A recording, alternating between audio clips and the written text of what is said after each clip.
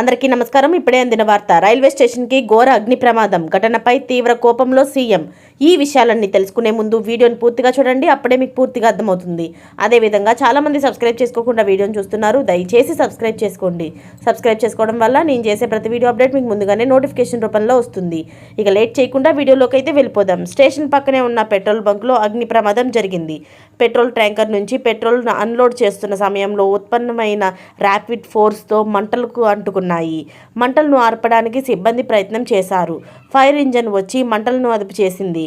Bunk పక్కనే Nampally railway station ఉండడంతో స్థానికులు కంగారు పడ్డారు. అగ్ని ప్రమాదంలో ఎవరికీ ఏమీ కాకపోవడంతో అంతా ఊపిరి పీల్చుకున్నారు.